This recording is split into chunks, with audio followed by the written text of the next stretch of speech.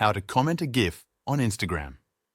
If you want to add a GIF as a comment on an Instagram post, the process is simple.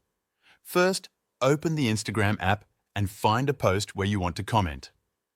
Tap on the comment icon below the post to open the comment section. In the comment box, you should see a small GIF icon. If you tap on it, you will see two tabs, one for avatars and one for GIFs. In the GIF tab, you will find a wide selection of GIFs you can use.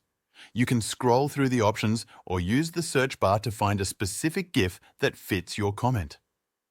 Once you find the GIF you want to use, tap on it and it will be added as a comment. After that, your GIF comment will appear under the post, just like a regular text comment. If you do not see the GIF option in the comment section, there are a few possible reasons. The person who posted the content may have turned off GIF comments for their account, or your Instagram app may not be updated to the latest version. If the option is missing, try updating the app from the App Store or Google Play Store and check again. That's how to comment a GIF on Instagram.